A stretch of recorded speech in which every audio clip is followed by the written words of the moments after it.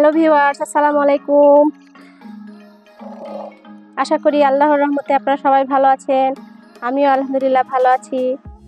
আমি আজকে এঁচড় বা কাঁঠাল, কে কি বলেন, যে যে নামে ডাকেন, আমি এটা দিয়ে আজকে বড়া বানাবো।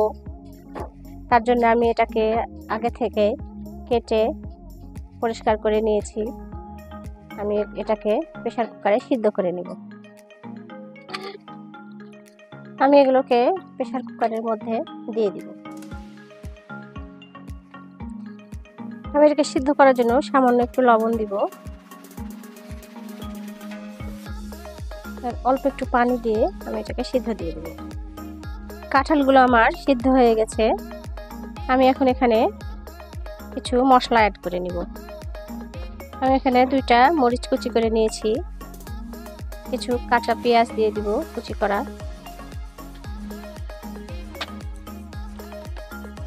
সামান্য হলুদ দিব,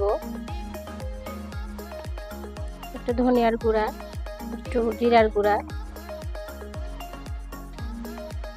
লবণ দিব স্বাদ মতো,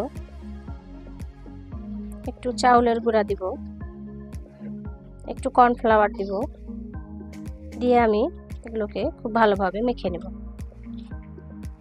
সব কিছু মিশিয়ে আমি এটাকে ভালোভাবে মেখে নেব।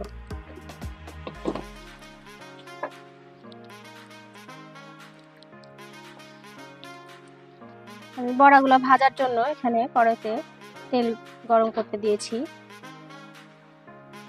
আমার তেলটা গরম হয়ে গেছে। আমি এখানে একটা একটা করে বড়াগুলো দিয়ে দেব।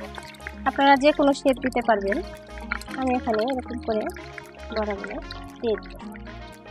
বড়াগুলো আমি অল্প আঁচে ভাজবো, নাহলে ওপর থেকে কালার চলে আসবে, ভিতর থেকে কুক হবে না।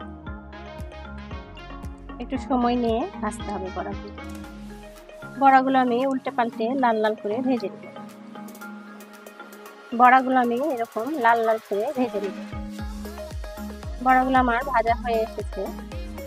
আমি পর্যায়ে বড়াগুলোকে তুলে নেব। দেখুন বড়াগুলো কত সুন্দর কালার এসেছে। বড়াগুলো আমার এরকম হয়েছে। আমি আপনাদের ভেঙে দেখাচ্ছি। বাইরে থেকে যেরকম ক্রিস্পি হয়েছে, ভিতর থেকেও সুন্দর কুক হয়ে গেছে। আপনারা এইভাবে বড়া বানিয়ে খেয়ে দেখতে পারেন। কাঁঠালের বড়া অনেক স্বাদ। আমার ভিডিওটা যদি ভালো লাগে সাবস্ক্রাইব করে দিবেন, একটা লাইক দিয়ে আমার পাশে থাকবেন। এই গরমে সবাই বেশি বেশি করে পানি খাবেন। সুস্থ থাকবেন, ভালো থাকবেন। আল্লাহ হাফেজ।